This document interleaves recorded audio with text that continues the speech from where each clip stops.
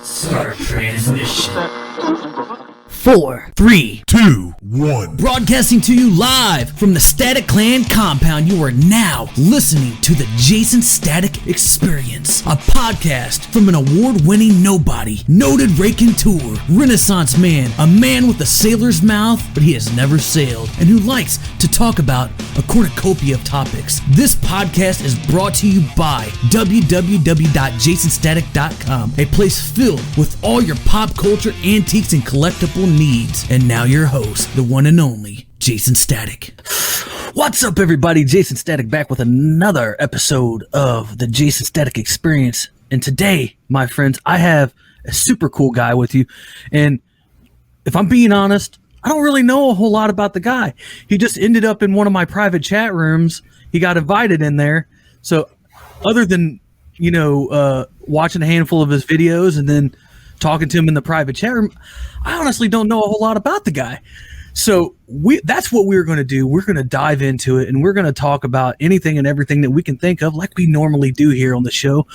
But first and foremost, welcome Prison to Profit, Dontae.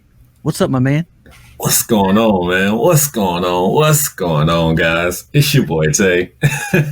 Appreciate you having me on the show, man. Like you said, just popped in your your private chat one day, and that's how we met. So yeah, I'm excited. That's usually how it happens, man. People just pop in there, and I'm like, I don't know who these people are, but it's all good, man. It's a good way to meet new people and talk about new things. And because you got to admit, going into private chat rooms and stuff like that, with the same people over and over and over. No offense to John and all those guys, because those are my boys, but we end up talking about the same old shit over and over and over again. So it's always good to have new people bounce in and out. But first off, just to since I don't do YouTube anymore, all of this stuff is on Odyssey and straight through podcast. Okay. So for those people who listen to me, tell a little bit, like a little brief synopsis of who you are and what you do. Okay. Well, my name is Dontae. My YouTube channel is Prison to Profit, as well as Instagram and any other handle you can think of. You can catch me on Prison to Profit and put it in Google, you'll find me. But I pretty much became a reseller. Well, I guess I'll start with my name first. My name, Prison to Profit, obviously, I did some time in prison. I did around 10 years in prison, 9 years to be exact, for an armed robbery charge, which I won't go into detail right now unless we happen to dive into it as we're talking. Yeah. But I have all that story on my on my YouTube channel and Instagram and everything. I've told it 1,000 times before. Mm-hmm. Discovered reselling because of a guy on YouTube. Came home, became a server, was a full-time worker, became a manager, and, life just still wasn't satisfying to me, working for another individual, to me, I made it, or I was successful enough from being an ex-con or ex-prisoner or whatever you want to call it, but it just wasn't good enough. Getting yelled at every day for somebody else's job, making money for somebody else. Mm-hmm. Yes, I was making around 50 grand a year. That's really not even including bonuses all the way. And it just, like I said, just wasn't worth it. Working, 55 hours plus a week. And it was just draining. And then I was watching YouTube videos of other people walking into Goodwills and sending items into Amazon and turning 50 cents into $20 and, $1 into 15 and even $1 into hundreds. So I was like, man, how is that possible? If they can do it, there's no way I can't do it. So I just started doing it. And then after I discovered it was fruitful, I wanted to prove to other people, hey, man, y'all need to like get on this train because it's fruitful, and nobody really believed you. So you kind of document yourself as you're doing it to kind of prove a point to people like, yeah, I'm doing this. I'm showing y'all. And then just kind of took off from there. And now I consider YouTube pretty much like that 55-hour-a-week job that I didn't want. But now YouTube's a job, and along with my reselling and investing in the stock market and just everything else, like the name Profit is just isn't necessarily reselling. It's just really me documenting my journey from prison to whatever success may lead, and it's just not from prisoners. It can be like, I always say single mothers, because that's what I usually think about too, like single mothers or whatever your bad background may. Maybe you got laid off from a job because of COVID or whatever, but now you have a reason to be able to hustle for yourself. Yeah, I think that's a really good mindset to have, especially, you know, there's a lot of stigma coming out of the the community of, people that come out of prison. Doesn't really matter the race. It just means, people coming out of the prison system, 9 out of, I don't know the current statistics on it, but I haven't seen it in a long time, but it's what I would 6 out of 10 people go back. 6 out of 10 people go back. Yeah. And for somebody to come out of the system and be like, man, I don't want to do this shit again. That's a rare case these days. And I think it's good that you came out with that mindset of, like, fuck, man, I don't want to do this shit again. Why am I essentially like, why the fuck am I wasting my life away? Facts. For real. And I that's another thing, another big problem that we have in our society today is, just people not thinking that they're good enough and that they can't do something.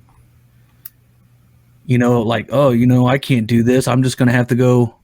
There's no way that I'd be able to take this, take this fucking camera right here and buy it for $1 at a yard sale and flip it for 20. There's no way that I can do this. I can't make this profitable.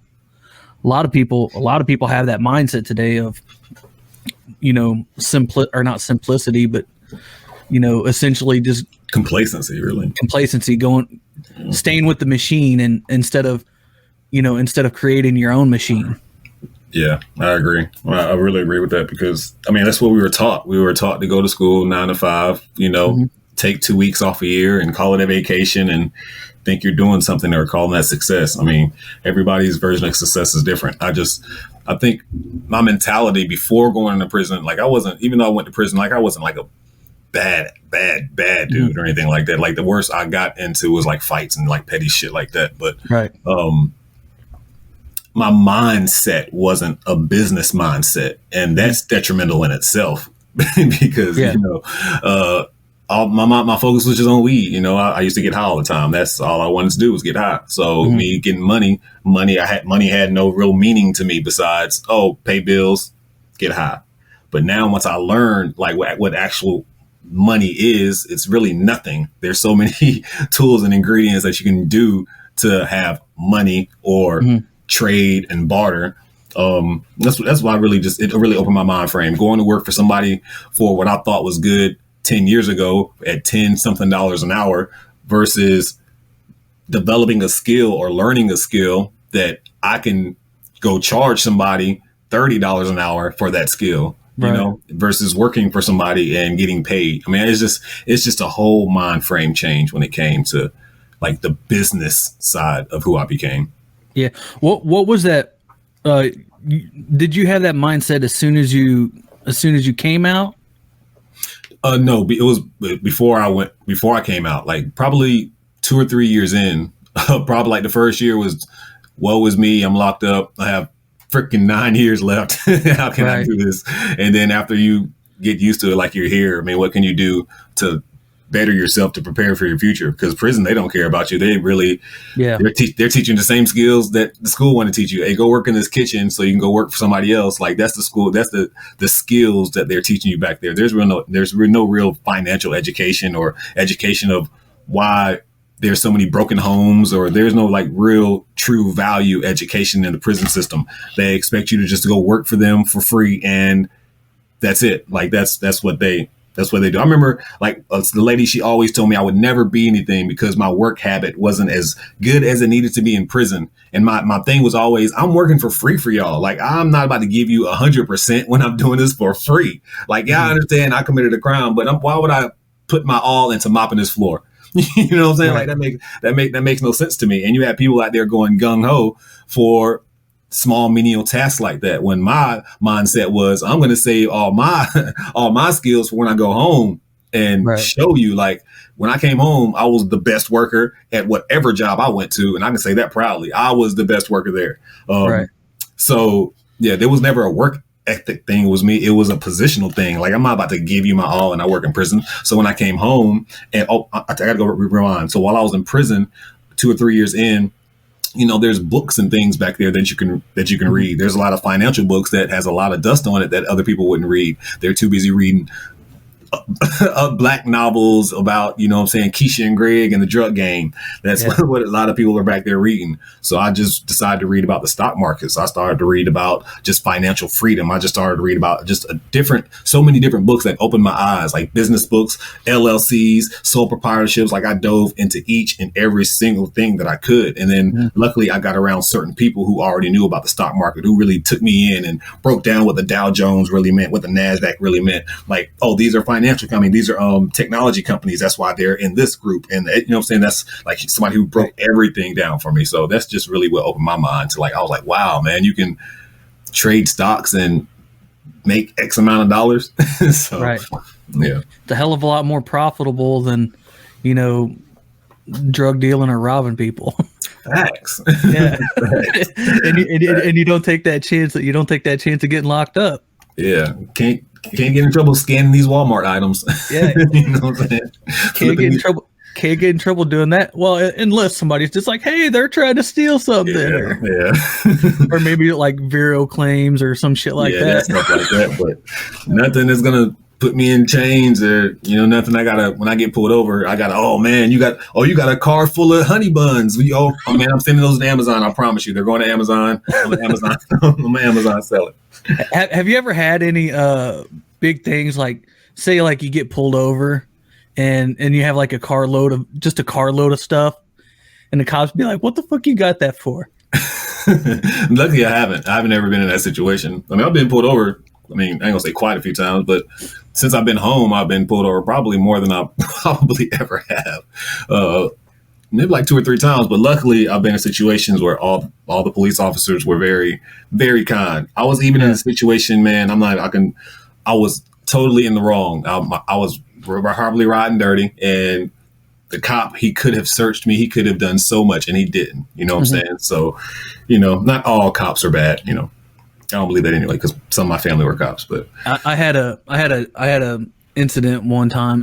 I'd say it was probably about 3 years ago. I had this big box van, not a box van, but like a church van.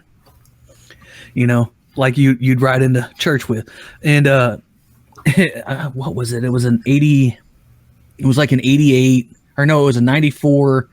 It was 94 Chevy Sport van, and I was coming back from St. Louis. I had just cleaned out a building, and this whole van was packed from, like top to bottom, just barely any room to move in it. And I was coming home late one night, and I was riding down one of the back roads into my town, and I ended up getting pulled over. They said it looked suspicious, because it's an old creeper looking man,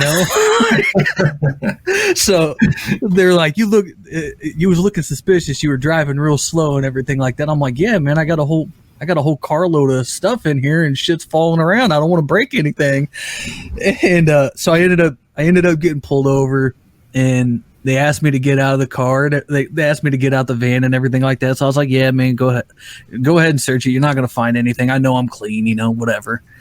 So I'm sitting back on the hood of that car, and one of the cops is on the side, and they opened up the door, and he's sitting there fumbling through things, and he just keeps, I can hear him. You could almost hear him shaking his head about what the hell is all this shit. Like, it's funny because you're like, you wouldn't imagine being able to hear somebody shake their head, but like you could tell just by like, him going. Why did I have to pull this guy over tonight? Yeah. So he ends up getting to the back side of the van, and the back side of the van, the door, the locking mechanism didn't always work. Like the latch mechanism didn't always work. So sometimes the door wouldn't open. And he stood there for about a minute and a half trying to get that door open. And finally he turns around and looks at me and he goes, "What's the deal with this door?" And I was just like, oh, damn. In my head, I was like, damn it. I was like, please open door, please open. And finally, like right as soon as he blurted out and he said that, I was like, look, I was like, the door, the mechanism, the latch mechanism's broke. It doesn't work sometimes. Sometimes it does. I go, I'm more than happy to accommodate you and try to open this door. Trying anything I can to make sure, like, you know, they don't think I'm hiding something. Yeah. Like, this guy got something in there. Yeah. So here I go up to the back of the door, and here I am.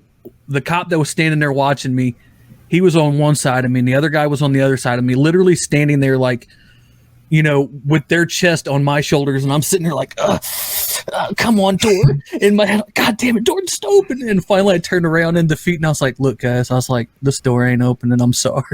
Like, I tried. And then they're like, okay, whatever, screw it then. And then they just let me go. They didn't give me no ticket. They just kind of just looked through my shit and fucking let me go. I was just like, okay. Wow. Yeah, they were like, yeah, this is too much trouble. Yeah. We're going to take all this stuff out the car. Yeah, no, we're not essentially, going for it. that's always been my luck. I've actually gotten stopped a couple times coming home from trips just because I live in a small ass town, you know, and They have nothing to do. yeah, nothing to do. And that's really all I look at it is. I don't think it's, you know, anything more than that, but I've always thought that was funny. Like, it's funny stories of the reselling journey. Do you have any funny ass stories or anything weird that's ever happened to you?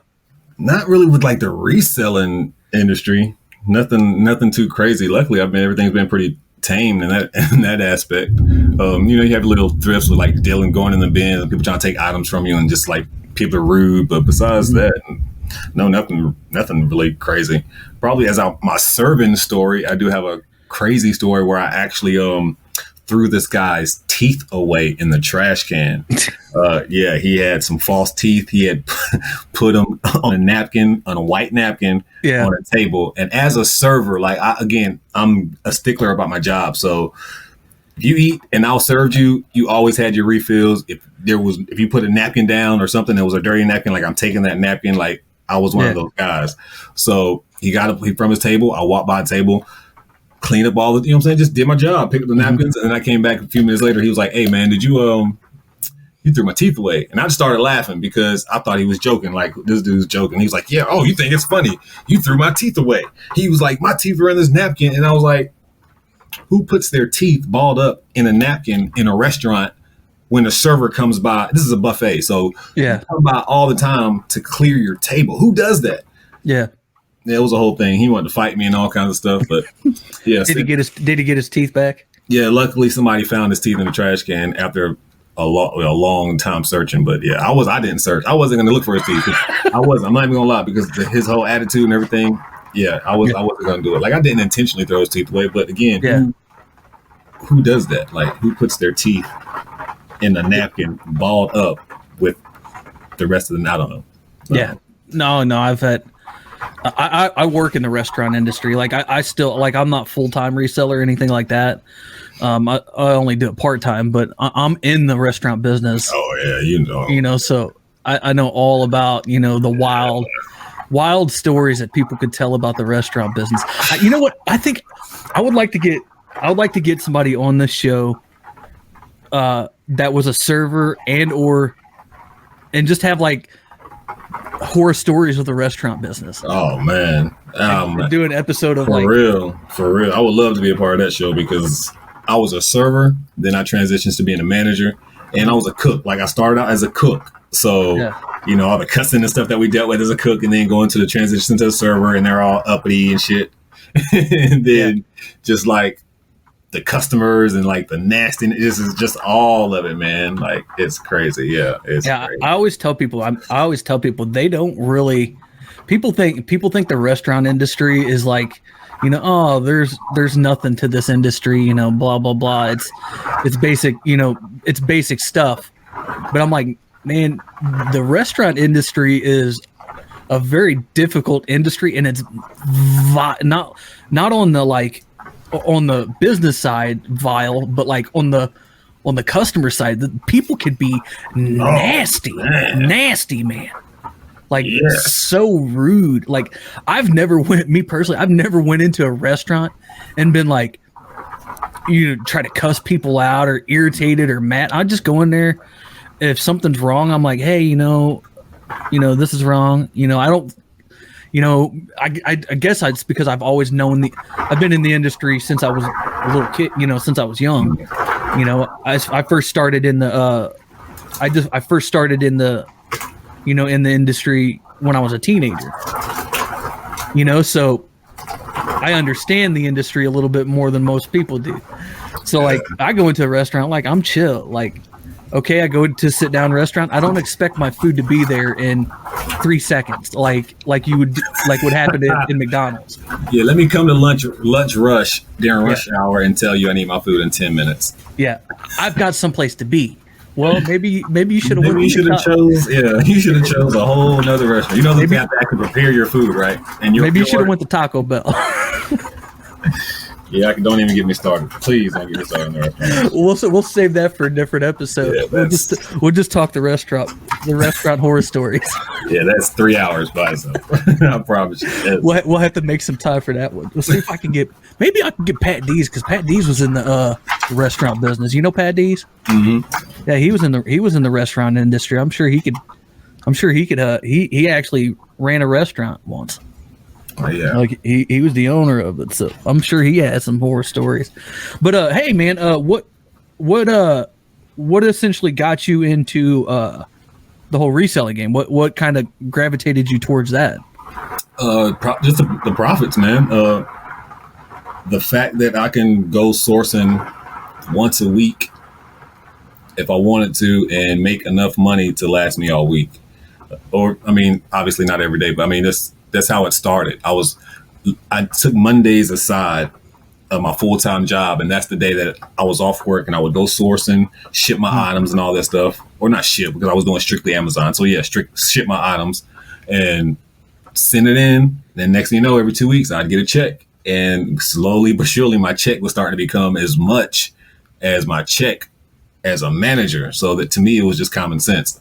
Spending 55 hours a week at a job that was kind of miserable. Yeah, I'm making good money, but like I'm not happy. So at the end of the day, I can make just as much money being a full-time reseller probably if I invested that same amount of time instead of just working at Monday. If I put Monday, Tuesday, Wednesday on the board, then I can make enough money to sustain my life and do what I want to do. And that's what I do. I pretty much make good money, pay my bills, sustain the life that I want to live, and yeah, my time is my time, Yeah. Do you strictly do Amazon, or do you do like eBay and stuff too? Yeah, I do eBay now.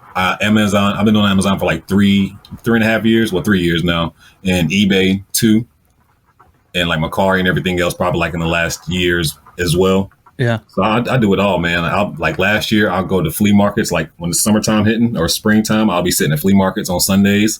Yeah, I do it all, man. I mean, if there's a way out there to make $1, I'm there doing it. Like Wednesdays is my stock day. How long was that transition from getting out to, finding the reselling game? Probably that was probably a year, because when I discovered.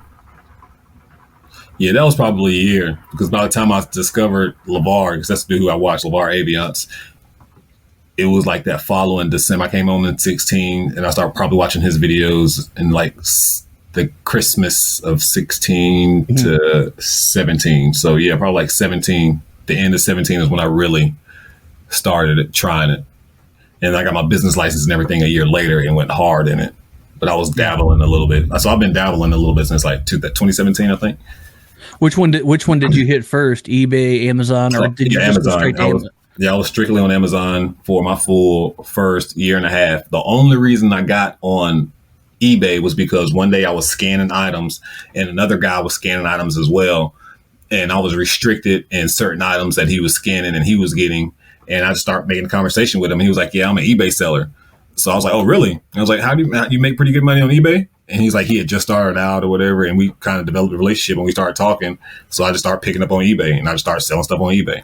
And then me and him, we were getting pallets and everything at the time too. So when me and him partnered up, that's when I went on eBay hard. Like we were getting pallets. We were getting it in. And then Yeah, that's how my eBay transition period. And then one of my eBay accounts got suspended. So I jumped on Macari and I still had Amazon. So I just been doing Amazon and Macari. Then I got back on eBay probably like last yearish. Yeah. Last yearish maybe.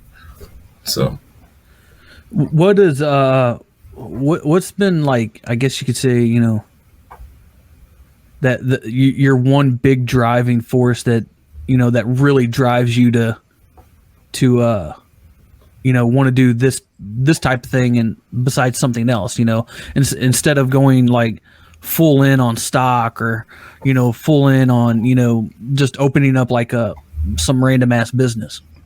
Because like I said, I had a lot of time to plan a lot of businesses while I was locked up. Serving, this is probably one of the most profitable things that I've ever done in my life. I started this journey with $30. If I stopped everything that I was doing today and didn't make another dime, I would still be in profit. There's no other business that I can say that is as consistent as this. Not the stock market, and I dabble in the stock markets. There's a lot of people who day trade on a regular basis, but the return on investment is there's no comparison. There's no business that you can take free items and make 1,000% of your money. There's no business you can take $1 and make $90 in 60 seconds. Yeah. Like none. And it's all again with like proper research on products. Like I do it on a regular basis. I go out, I find items for $1. I do comps, and I know that item will sell by the time I leave the building. And it's happened before. Like there's times I've walked in the building, an item was 50 cents. I listed item before I walked around in the building and left, that item sold. Damn. I mean, you can do that in the stock market. Obviously, I'm not saying you can't, but that's why consistently over the period of time, that's been the only business that has been consistent besides serving. And serving fluctuate, goes up and down, but nothing has been as good as eBay, Amazon, and just reselling in general.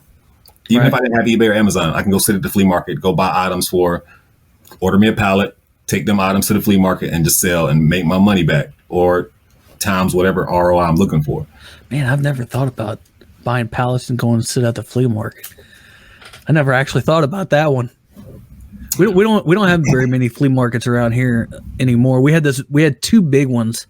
It was about an hour north of me, and over the last, I guess you could say, last 10 years or so, they kind of just phased out. They booths, you know, didn't, you know, just started losing booths and people, and then they were finally just like, screw it, let's just close this thing down. But vacant lots are still sitting there. I wish you could just randomly just pull up on the side of the street and just start selling stuff. I know, right? They do that around here in the South all the time, but they be knowing people. You'll drive around here, you'll see, I'm telling you, just random flea market. There's what? I saw that the other day. That's the only reason I'm saying. I was like, how did they get a permit to get there? Next to a gas station, like they had prime location. I was like, there's no way, boy. I need to get some of that commercial space. Yeah, right. I've always wanted to, like, have you ever thought about just like opening a store or just strictly online? That's the goal, man. Like that's the goal is to hustle now, going into bin stores and stuff, so I can build enough revenue to open my own bin store, and then hopefully that will turn into opening. Like I have a little bit of land, not a lot of land, but I want to be able to like tear down a bunch of trees and stuff manually, and then hopefully get somebody to come here and take all the trees out, tree stumps, put about either it can fit 2 houses, 3 tiny houses, 4 trailers or something like that. Yeah. So hopefully I want to be able to invest, like go into like investing properties, and then take all that money and then be able to go to some small country in Mexico that's going to be up and coming in the next 15 years, like the next St. Lucas or something like that, and be able to invest there, like building like tours. Cause there's so many places in like Mexico that's tourist attractions that don't have American places that you can go to and rent from. Like Americans would much rather deal with Americans if they can. So if you can go put 4 jet skis somewhere in Mexico and a little hut that's going to cost you $50 a month to rent, tourists will come and they'll come to you and rent your jet ski. I mean, you know what I'm saying? Just a small idea like that. Put a little hut, a little stand, ices. We sell ices and you can rent from us. Just something like that. I mean, I want to expand, man. Like I want to be a reseller forever, but just in different kind of markets. Yeah. I want it to grow. Yeah, that's kind of the vibe that's kind of the thing that I do, you know, like I like reselling. Eventually, like I'm working out of the industry, you know. I'm hopefully within the next year to, you know, 2 year, you know, depending on whenever, you know, I get my thing fully up and running, because I'm running straight through my own website, you know. So, you know, I sell on Etsy, and that's the only place that I sell on, because it allows you to piggyback a website off of it.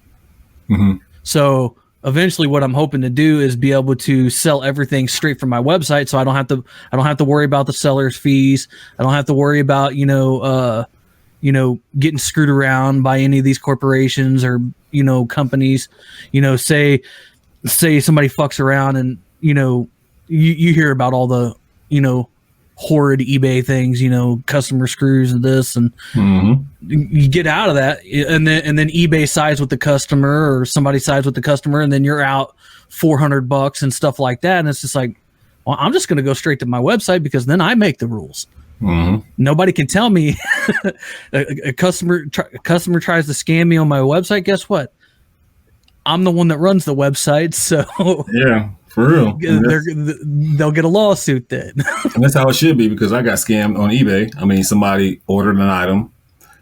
The item it was never delivered, but the tracking was on the item the entire time.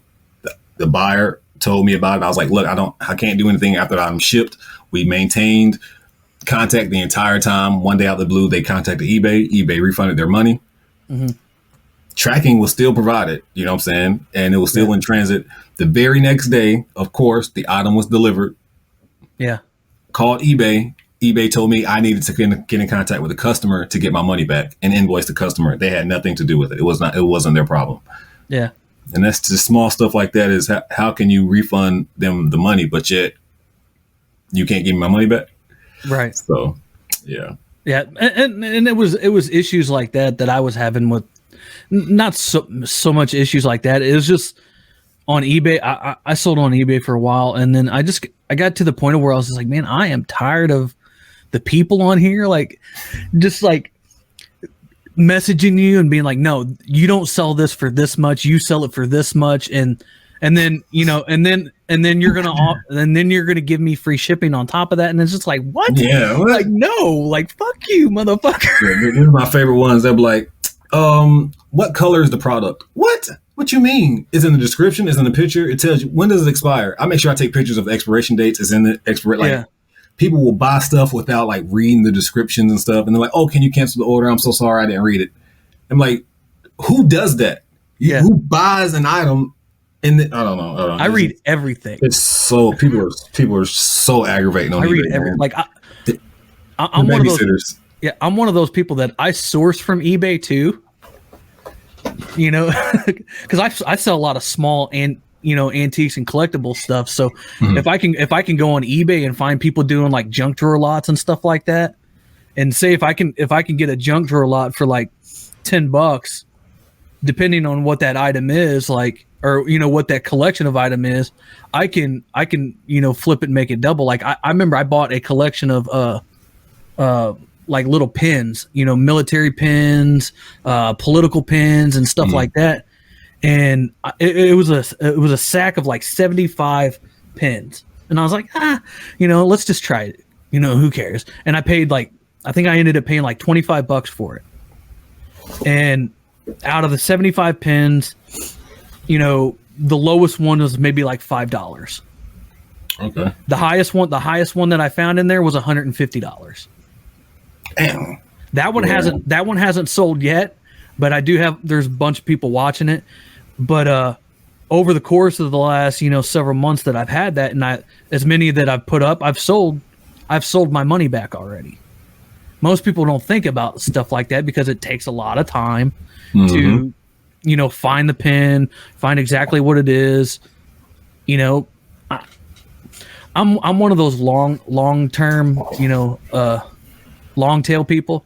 Like I just most of my stuff is long tail, right person, right time. Mm-hmm. But it's the lane that I like. I like that lane. It's maybe not as profitable as most people would be. You know, if I went to say the bin stores and got electronics and household goods and stuff like that.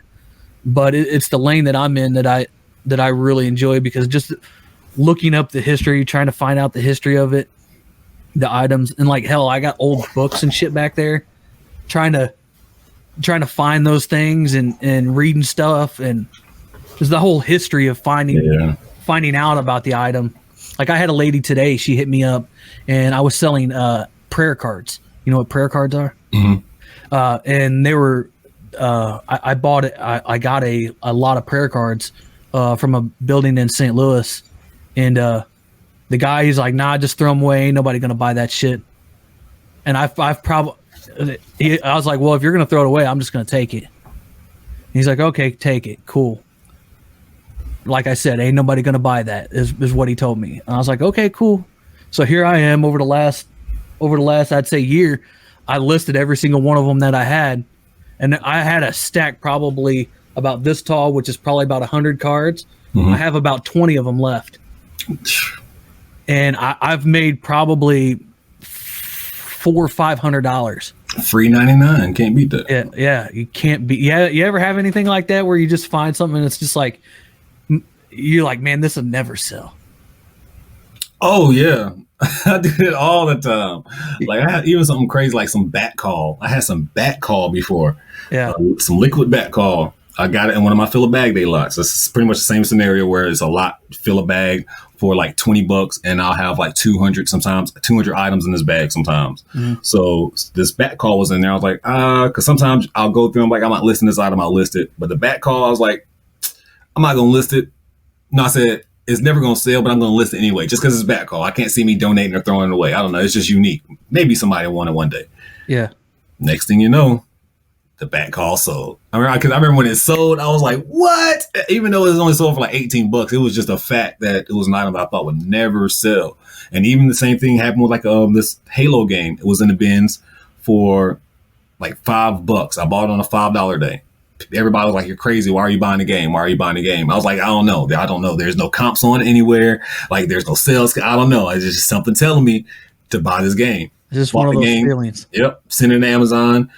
This is the only thing I regret. This is no lie. I do this sometimes. I close my eyes and I went like this on the keyboard, and whatever price popped up, that's what I charged for the game. I think $79 and 30 something cents popped up.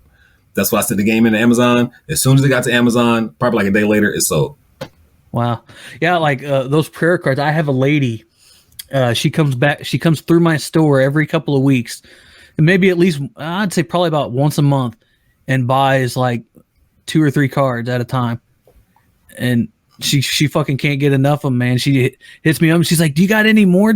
When are you getting more?" I'm like, "I don't know, man. These are pretty rare. Like, they're from the turn of the century. Like, these are fucking from like the 1800s, bro. Like, you're not gonna find these things fucking very often." I know, right? Like, so you got a brick and mortar? No, like just your online store? Yeah. Oh, okay. We bought me and my old man. My old man, he bought it. And he bought a building up in St. Louis. He does real estate, or dabbles in real estate. And we bought a building up there, and it was an old antique store, and with everything still in it. And we were originally going to open up an antique store. Me, him, and my grandpa. I was going to do the pop culture side. Which is, like movies and games and comic books and, all kinds of the nerdy stuff, sports stuff and whatnot. I was going to have the pop culture aspect to feed people in to the building, so that you can also have the antique stuff so people could possibly see that stuff. And hopefully, because the antique business is kind of a dying business almost. A lot of people nowadays aren't into the antique thing. Like that building had a lot of antique lighting, and that's that realm of the antiques world is slowly dying because just people aren't into it anymore. It's like they were 10 years ago. But occasionally and anyways, to make that long story short, he bought the building, and I was like, Dad, like, let me loosen some of this load on you. And he's like, I was like, I sell, I sell on eBay and, do my own thing with Etsy and everything. And this is back when I was still selling on eBay. And he's like, fine, you can come up and take anything that you want out of the building. That's where I got those prayer cards. They were just sitting in a fucking box. My dad was just like, take them, like you ain't going to make nothing off those. And when I first started selling them, I was like, Pop, like I literally just, the biggest amount of sale that I had at one time on those things, I made $200. This lady, the lady that I just told you about, she bought like 12 of them. 12 at a time. It was like $200. And I sent them the screenshot of that. I was like, hey Pop, you told me these things wasn't gonna sell. Now I have $200. Yeah. Like, thank you. And he's like, you're gonna share that? I'm like, no. No, I'm not, man. No, I'm not. But yeah, like it was just, you can find prayer cards and shit like that, like a lot, junk, yard sales and stuff like that. But they're like, they're like 50s, from like 1950s and newer, 50s, 80s and stuff like those. And those are trash or not very good. They're the ones that you want that are more elegant. And I wish I had one on hand that I could show you, the ones with the lace and shit around them, with their fucking, like fuzzy, like paper shit. There's just some character about them that people fucking love them. I'm surprised that, and you don't have, it's not like you can look up a comp for it. You got somebody's name on the back of it. You got their birth date and their death date and a little thing, a little scripture on it. There's no comp. There's no way that you can find a comp on that. So you just put whatever the fucking price you want on it. So like I figured out this whole system of, antique prayer cards. And I was just like, well, okay, if it's a basic card and it looks like, say like, like a I guess you could say like a business card. Mm-hmm. If it's basic and doesn't have a lot of writing on it, no lace or anything like that, I'd sell it for $9. $9.99 is what I put on it. I put 99 cents on everything. Because most of the stuff I get, most of the stuff I buy and find, I can't. It's too hard. You'd spend too much time trying to find comps on it. So I find something that looks similar to it, and then I base my own price on it. And then the further that I go up, the more ornate the card looks. More lace, more design, character on it. $20.99. And people, man, it's probably one of the most profitable things I've been selling because I still sell them. I just sold just this morning, fucking 3 of them for fucking $40. Dang, it's crazy what people actually will search for, and just like when they come across, they'll buy. Yeah. Or what they're looking for. I mean, people buy anything. Yeah. And I think the antique market is getting so saturated just because how the Chinese market has integrated everything. Like people have just too many products. They don't really have time for antique stuff no more. Yeah. I mean, they're just trying to get too caught up in the new, especially like the new generation. They don't care nothing about antique. I think that's why I kind of stay in that lane, is because like I really love that lane. I love the pop culture lane. I love the antiques lane, and I really want to see it thrive and grow again. And I guess that's why I stay in it. It's not, like I said, it's not the most profitable thing. Like I'm not buying mansions or Ferraris or anything with it, but I'm able to pay my bills, and that's good enough for me. Oh yeah, that's what it's about. Yeah. What got you into the whole YouTube game? Just like I said, trying to really document myself, showing people that I'm really doing what I was saying I was doing. And then once I learned like you can make money from YouTube, that just turned up another notch. I challenged myself to see if I can actually get paid from this thing. And then once I became monetized, it's just like, wow. Now it's like I said, now I look at it like a job. I have to upload. I have to make videos. I don't go out my way to make YouTube videos or anything like that. But I just know in the back of my mind, like, make sure that you grab your camera sometimes more often than you normally would have. Right. So, I mean, because YouTube is a great platform. It's really helped me a lot, especially when I really shared my prison story on YouTube. Like, so many people have opened up to me and just like shared their stories and talked about how just my journey, even like my little Ben videos, help them or motivate them. And it's just wild, man. So that kind of helps me. It motivates me to keep going too. So I mean, it's a bunch of different things. Obviously, money too. Do you when you shared that prison, do you have a lot of like prisoner, people newly released or stuff like that, link up with you or try to hook up with you or watch your stuff? No. I mean, no, not really. I mean, I know people discover my videos by asking for, like, this is the coolest thing somebody told me, that they searched my video. My video came up because they searched jobs for felons. So that in itself, that was pretty cool. So. Yeah. Do you think, I don't know how to say that. Like, do you think that unique experience, I guess you could call it, coming from prison, reading all the stuff that you did while you were in there, and then coming out of it, kind of almost gave you a unique story to build yourself around on while doing YouTube? Because a lot of people say on YouTube, it's about what you're doing. People don't care about the individual. You'll hear this from anybody and everybody. That's a lie. And I've been saying it for years that it's a lie, but nobody ever wanted to listen to me about it. But if you have a unique story to build yourself around, and then you also have a little bit of charisma and, the ability to be able to talk and be charismatic and stuff like that, people are going to gravitate to you. Do you think that your history that you've had through, your story helped you gravitate more into the lane of or YouTube? Because YouTube's a fucking very hard business to be in. Oh yeah, I agree. I agree. Analytically, yes. Complete transparency. I don't think I have this charisma and everything that people say I have on YouTube. Even now, I get comments that I don't agree with. People, I don't understand why I get as many followers as I do, and people who actually stay and want to stay along for the ride. What I will admit is I do know my name will draw people in. I get that a lot. Prisoner Prophet, people just want to see what the story's about. And I mean, I think that has helped me. Name. Yeah, I think that, I appreciate that. That was a good name. I think that's what really helped me in the YouTube journey more than anything. Because people, especially like on Instagram, like I had my name on Instagram was BSR LLC for the longest time. Mm-hmm. Then I changed it when I started doing YouTube videos and I became Prisoner Prophet.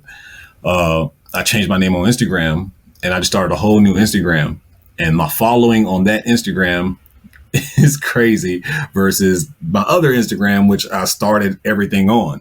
Right. It's the name. I can say that wholeheartedly, probably.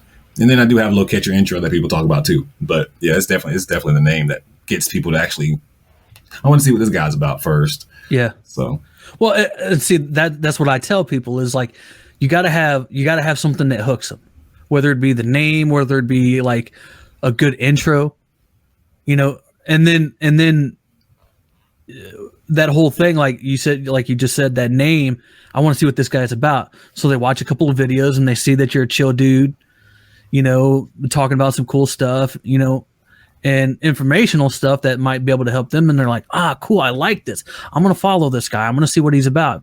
And then next thing you know, 3 months goes by and they've watched 16, 17, 20, 30, 40 of your videos, however many you do in that week. And then next thing you know, you have a fucking crazy fan. That's how you do it. Like people think it, it's, all about the, it's all about the, it's all about your title. It's all about your thumbnail. And no, like you got to be fucking interesting.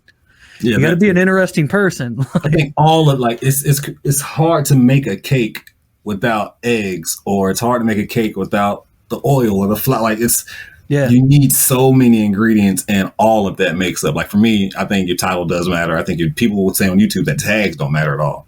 But I can prove them. I can show them where if you don't have tags, how can you rank in certain videos? How can you be shown when people Google search certain words?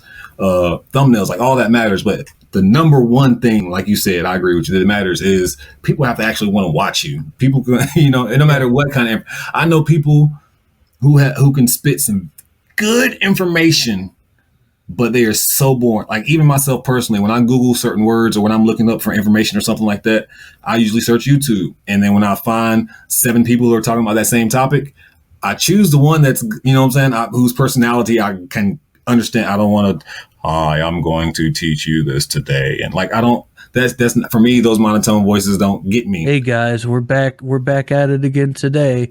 Yes. And we're going to go through 17 things that we shipped through eBay today. No, skip. No. I need to find somebody a little bit more energetic, or, I mean, and everybody's different. So that's how I feel. Like there's people drop what I think it was like 30 million hours a day of new content on YouTube. Mm-hmm. So people, yeah, it's yeah. I'm a little bit out. I'm a little bit different than you. Like I can stand that monotone if they have a little bit of character, you know, yeah. or they're not, you know, or they're not fake with it, you know, like because some, you know, coming from the wrestling business, you know, I'm able to tell people who are fake and who's not, who's putting on an act and who's not. And if I hit your video and I'm seeing you like, hey guys, and today we're back with 17 items that we sold on YouTube, and it's just like nobody's that fucking excited, bro. Stop. Like I'm not gonna watch you skip.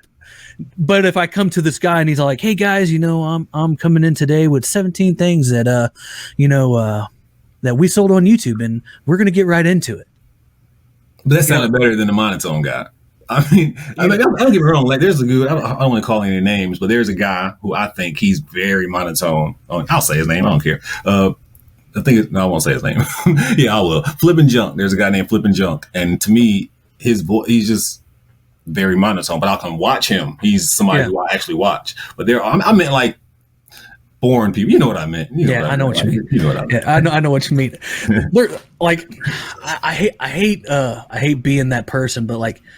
I got it. Like when I started YouTube, like I started YouTube back in like 2008, you know, putting on wrestling putting wrestling videos on my YouTube, you know? So like, and I never thought about doing fucking YouTube for reselling. And then I met John Johnson in a reseller, chat room on Facebook. And then he's like, oh yeah, you know, I got a channel, I do YouTube and everything like that. And I was like, oh, that's kind of cool. You know, I never thought about doing YouTube for reselling. And then I got into I started following people, but it was funny that I started watching Global Voodoo, Mike from Global Voodoo. And I was watching him. He was one of the first resellers that I started watching. And I liked his stuff and everything like that. And then I never really looked at anybody else. I didn't care to look at anybody else. I just watched it for entertainment, you know, not so much to learn stuff. It's just something entertaining to watch. And he was always going on ranting, and he'd get drunk on live. And I thought it was hilarious and stuff like that, you know, get mad and start hollering at people on live while he's drunk and stuff. I'm like, that's fucking fun and entertaining shit, you know, like, plus you get to learn about a little stuff. Like how that's fun to me. And then I met John, and then I started watching John's stuff, and I quickly got in it, and then I was in it for maybe a couple of months, and I was just like, you know what, it's not for me. Like, I can't be that YouTube reseller. Like, I can't do it. It's not for me. So I jumped over into live streaming, and I started live streaming talk show with resellers and just talking about reselling. And then that's where this whole show started. And the show's morphed from a YouTube reselling talk show into me just bringing on random people that I'm interested in, you know, resellers, political people, musicians, and stuff like hell. Like next week, this one is getting ready to drop tomorrow. It was a guy who's in a groove metal band, you know, and we talked about the metal, you know, heavy metal and fucking libertarianism and, you know, freedom and liberty shit. And today I'm talking to you about fucking YouTube and reselling. Like, yeah. I call myself the poor man Joe Rogan. That's that's my goal. That is my goal, man. Yeah, I'm literally like that. Yeah, even though that's why I want my name.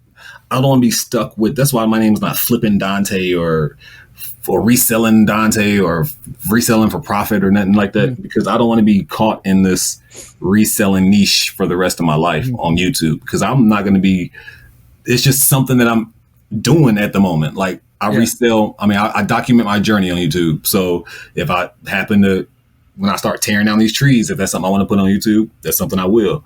Because I'm like you, when I want to be the poor man's Joe Rogan as well. Like I do like a little, what I call podcast on Sundays, because I'm trying to learn how to get comfortable with the rhythm of actually, when I do create a channel for a real podcast, I want to be ready, So every Sunday I go live and I bring, like you said, different people on. I don't want to be caught in that reseller niche. I try to talk about a lot of subjects besides reselling. I want to talk about stuff that actually makes a difference in the world, So. I actually watched what was it? You had a live a couple of weeks ago. Yeah, about 2 weeks. The Black History. I sat there and I watched that whole thing, man. Yeah, appreciate that whole hour and 30-minute conversation. That I sat there, I was like, man, I was listening to it while I was at work, sitting there flipping burgers and shit. I'm like, hell yeah, man.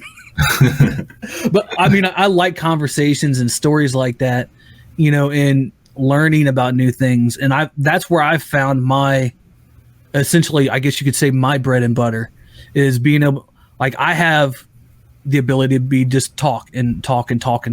So like, why wouldn't I gravitate towards that instead of being like, hey guys, here's 15 things that I sold, like I can say, hey, these are 15 things that I sold while I'm having a conversation with somebody. And like, hell, man, like I said, it's not super profitable right now because building a podcast is fucking hard. It's harder than building it's harder than building a fucking YouTube channel. I can already imagine. And I'm doing straight audio in a world where podcasting is going to, all your top podcasts are doing videos. But there's something about it where like you said earlier, people settling for complacency. Like, I don't want to be that complacent person. Like, I had video on my episodes for the longest time. And then I was just like, you know what? I don't like the way that it looks. I don't like this whole 2-screen thing where, the atmosphere ain't there. I want to have an atmosphere of where I can bring people in. Like if I had say a month down the road and I have a studio built out and I'm like, hey, Dontae, you want to come to Missouri and do a podcast? Hell, you could pick on the way there, man. Yeah. And the atmosphere and the vibe that it will send off and be better. There's something about watching something that's visually appealing, to a person. And if you got somebody that, comes up in their cameras, looks like it's, from a Mac from 1998, and it's just something about the visual appeal of what I was doing. I didn't like it, so I cut it out, and people were mad about it. And they're like, "Oh, dude, we really want the the video to come back." I'm like, "Well, guys, like, look, like, I'm a person that I've got to keep it fresh. And if I get bored of something, I'm just going to stop doing it. Like, I don't want to do something if I'm bored with it." Agreed. That's what I feel about YouTube, man. Yeah. Definitely. And that's one of the things that I started doing with YouTube. I just started putting all kinds of shit on there. I was like, I do spoken word poetry on there. I do hiking videos on there. It's just essentially my YouTube is me.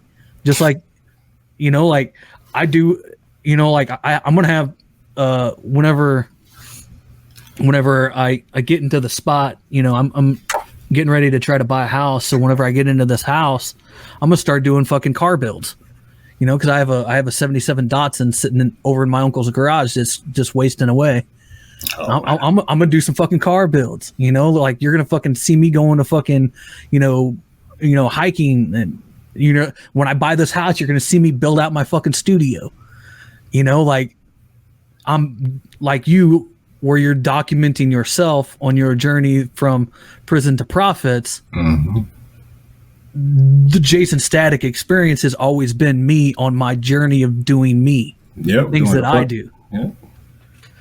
And I think that's that one thing that people don't realize. And I don't want to get niche driven, man. I don't want to be. I just want to be. There goes that word, complacent and stuck. Because if I'm stuck in the reselling niche forever, to me, I know that I'm only going to max out at a certain amount of subscribers. Like even I'm thinking of all of that. And then I don't want to be, I want to be a brand. Like I want to be a brand. I don't want to be a reseller. I mean, of course, that's nothing wrong with being a reseller, but I don't want to be just known as, he resells. I want to be known as he hustles. I'd rather hear that. Like, he hustles. He gets it in. That's what I want. He's that reseller YouTuber. Yeah, no, I don't want that. And then be like, no, that's Dontae. He's a hustler. Yeah, exactly. And, you know, like, I get it, man. I get it. I think that's where people in the reselling community on YouTube, you know, I think that's where they do it wrong. They're looking at as building it into the reselling community, when the reselling community is probably one of the most capped off communities in all of YouTube. It is, because once people watch you, okay, so let's think about this. I have however X amount of subscribers I have right now. 6 months ago, a percentage of those subscribers, 4.68K is what you got. Okay, road to 5K. Road to 5K. So a year ago, those subscribers who watched me in the beginning, I guarantee there's a big dip off because they either learned all the information that they needed to learn from me, or they're just tired of me by now.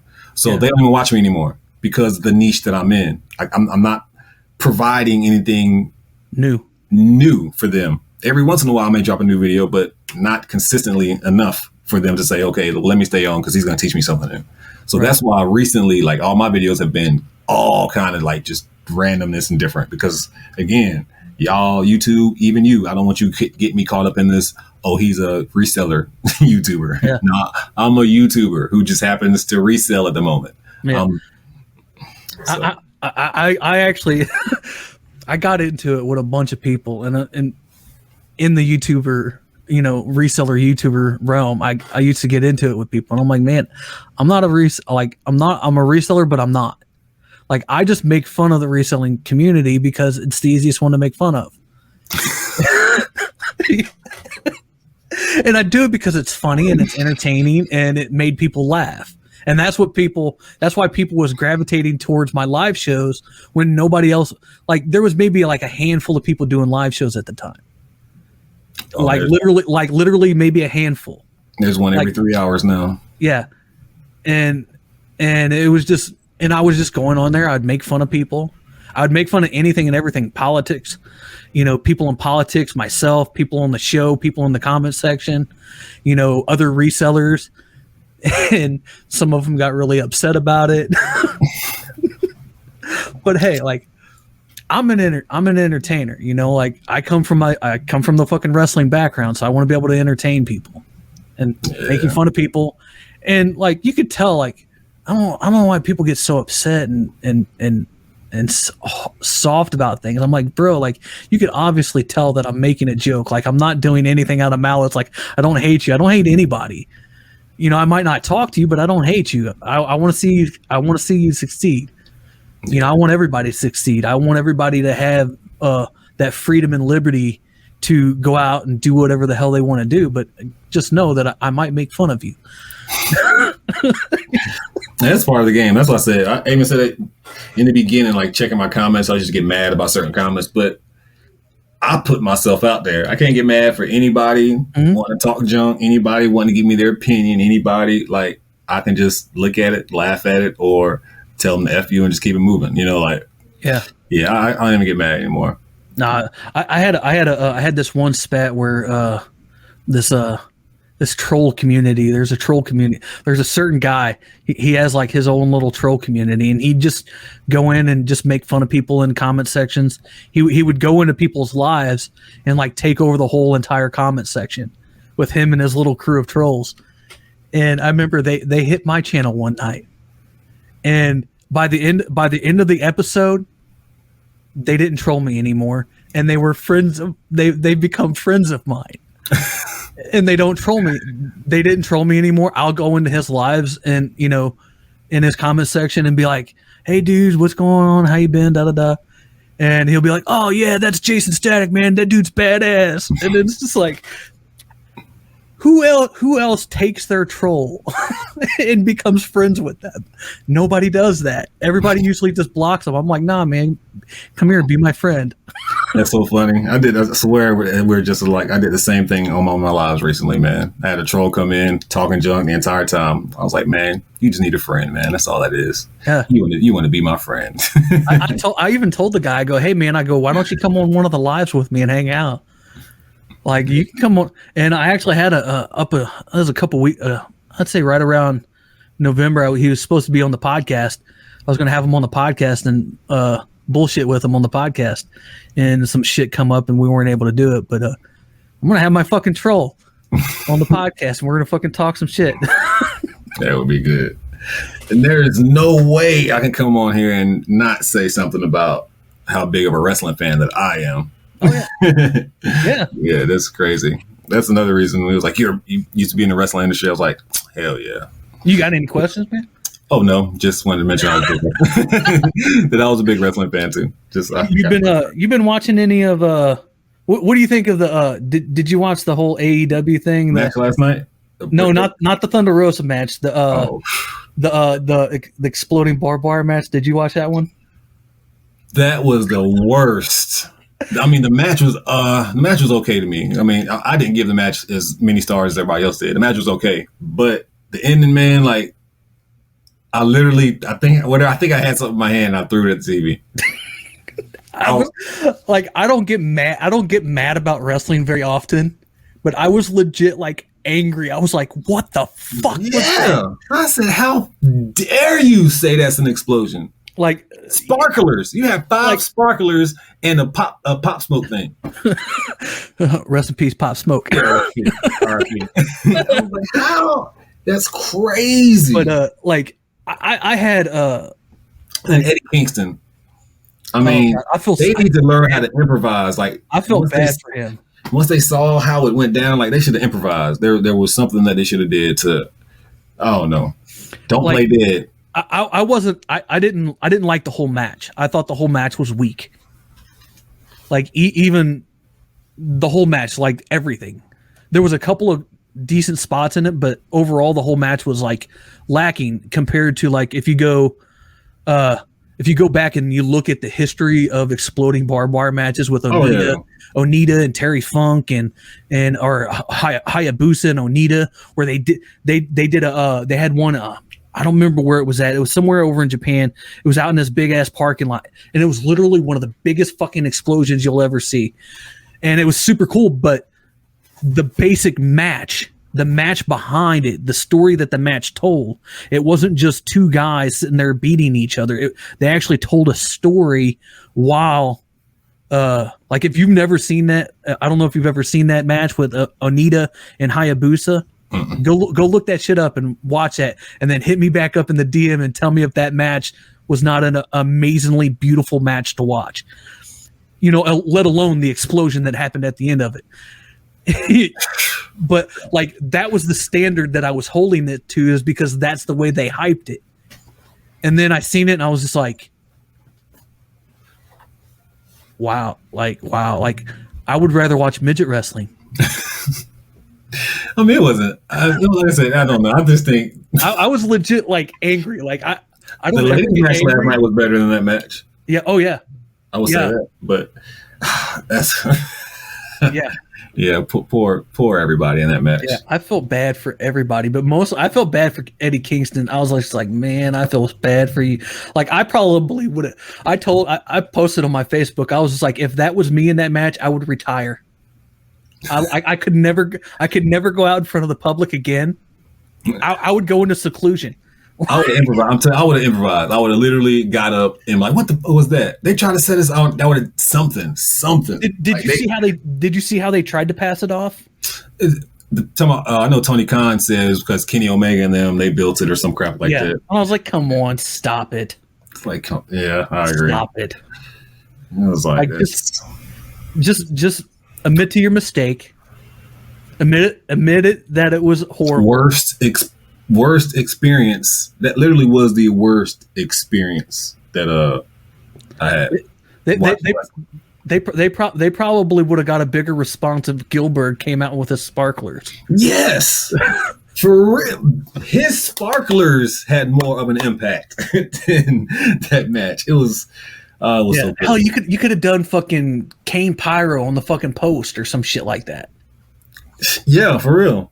They could. I don't know what I was expecting. I guess my expectations were just way too high too, but I wasn't expecting that. I had funny is one of the reasons I had such a high expectation of it is because in the late 90s and early 2000s I was a big fan of FMW, which is Frontier Martial Arts Wrestling, and that was like hardcore wrestling in Japan. I was a big fan of that, so I seen all of these exploding barbed wire matches, and I was like, these guys are hyping it.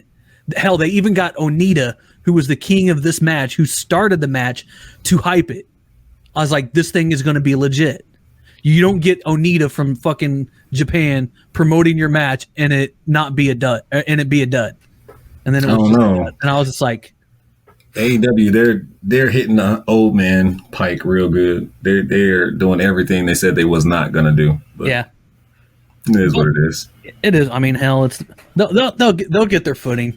I think they're just trying right now to do anything they can to, keep their name out there and relevant. I think if they just like I watched what was it this morning, MJF's promo of debut in the Pinnacle, which debuted last night. I watched it this morning on YouTube. Because I don't have time to watch fucking TV shows, so I just watch all the shit that I want to watch on YouTube.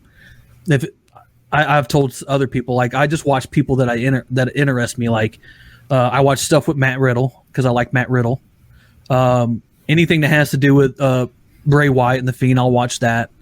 So all the stuff with Randy and Alexis going on here lately, I'll watch all that stuff. And then that Thunder Rosa match because I like Thunder Rosa. I watched part of that this morning, and then I like MJF, so I watched that. I just watch the people that I. It's crazy. You like everybody I hate. Yeah, I just watch people that I think are good, and that's got a good story for me, because wrestling's subjective. You can like what you like in it. Like I like MJF's work ethic. I like how he's that dirty, disgusting, downright despicable heel, and he plays it perfectly to the point of where like me watching that interview with his promo today, I was like, God damn, I hate this guy, but I can't help but love the guy because nobody wants to play a heel like that anymore. Like him getting heat from it was a couple weeks ago, maybe a couple months ago, where I think he flicked off the little girl. He flicked off everybody. Yeah, it just nobody, no heel wants to do that nowadays because they're so afraid. They're so. I remember a buddy of mine, my buddy Brandon. He made he made some type of joke. I don't remember the exact joke it was, because this is hell like fucking 9 years ago. But it was in a match. And we're all good friends, and he was wrestling a black dude, and he's like, I'm gonna whip your ass, boy. Just like that, I'm gonna beat you like your father beat you. Just dumb stuff like that. People got upset about it. And fucking in the fucking the Riverfront Times, which is a fucking kind of like a music gossip rag here in the St. Louis area, fucking wrote an article about him being racist. I'm like, the dude's fucking Mexican. He's got black kids, and we're all good fucking friends here. And you're like trying to make this guy have to be a fucking racist, and it's like, shut the fuck up. It's a show. It's fake, dude. Come on, Yeah. It's not real. Like, even that shit was going on back then. Yeah, for real. If they think that's bad, he don't want to see a lot of Crime Time and their jokes. Oh God, Crime Time was fucking awesome. I love those guys. They were so borderline racist. It wasn't even funny. Hell, fucking New Jack, man. New Jack. Yeah. Back in the 90s, New Jack was fucking. He would say, he wouldn't care, and he would say the C word and all kinds of stuff. Yeah, some of the shit that he had back from Smoky Mountain and shit like that. Like he was vile back then. But it was great. I think the more in professional wrestling, I think the more realism that you have in it, to where it's borderline where you're like, this guy's kind of sus, like. For real. I mean, I agree. I think it makes it better. I think the more realism that you have in it makes it a hell of a lot better. Yeah, I agree. So, but hey, man, we're running up on the time here, so I like to do something with my guest, and I like to kind of put them on the spot at the very end of the show. And I like to leave the podcast on a high, in a high of something motivational, something inspirational, something like only Prison from Profit could do, and say to the public to get them kind of up off their asses and make them realize that the world's not as bad as we think it is, and people can get out there and push further and push harder for their dreams. So I'm going to give you the floor on that. Wow. Pressure. It gets people really working. See how good you really are. lay that promo down, buddy. So here we go. Seriously, all jokes aside though, motivation, I think everybody has motivation in them, but actually going out there and acting on that motivation is one thing. So don't be one of those people who just actually sit back and watch all the YouTubers do all this sourcing and say, oh, I can do it, and hold off another day. If you want to make YouTube videos, go do it. If you have a dream out there, go actually capture it. No dream can be captured just by dreaming it. You actually have to go to sleep. And by going to sleep, I mean, go put in that work. There's too many daydreamers out there. There's way too many daydreamers, so just know, no matter whatever you're chasing, it has to be realistic, and you have to put in the actual work to do it. Like, you cannot be out there sowing any seeds without watering it, without making sure it has sunlight. Like this, it's impossible. How are you going to grow without all of that? You need to nurture it. So whatever dream you have, whatever plan you have, whatever you want, make sure that you treat it like any seed. Water it. Put some sunlight on that thing. Make sure you do some proper research about anything that you do that you want to grow, and just go out there and do it. Like Nike says, I always say that Nike got it right since day one. Just do it. Mm-hmm. You shouldn't need no more motivation. Like, that should be it. If I can do it, anybody can do it. I saw something I wanted. I think there was something I can obtain, and I just tried it, And sometimes I'm going to build off him what he just said, guys. Sometimes the best thing that you can do is you find that goal. If you have that goal, make small goals to that goal. If you have one big goal, say your big goal is to, say, become a world famous fucking YouTuber or a fucking world famous professional wrestler. Start small, build small, and build up from that. Every morning that you wake up, you've got to go 10 toes down and be ready for that fight, because guess what, folks? That's what life is. It's a fight, and you got to be ready to put your dukes up and take those blows every single day. But tell the people where they can find you, man. If y'all like to follow me on Instagram, it is Prison to Profit. On YouTube, it is Prison to Profit as well. I am on all social media platforms, Reddit and everything. Just search Prison to Profit and you can find me. And that's about it. Now, I really appreciate you having me on the show, man. I really appreciate it. I'll definitely have you back on one of these days. Maybe we'll talk strictly one thing, like wrestling. Maybe I'll see if old Pat D's want to come on and talk about the horrors of the wrestling, or horrors of the food industry. That'd be a fun podcast to have. Like, I like fucking weird shit like that. But hey, man, I appreciate you, and you guys, like I always say, I appreciate you guys, and I thank you guys for stopping by one more time on this episode of the Jaysin Static Experience. Now, leave me the fuck alone. Watch all my shit, share all my shit, and make sure you go check out Prison to Profit. And thanks. Yeah, go do that shit. I'm waiting for you guys to do that. And if you don't, we got time. We got time. I can wait. And if you don't want to watch all my shit, I'm gonna go to your houses and I'm gonna take all your shit and I'm gonna sell it. So peace out, bitches.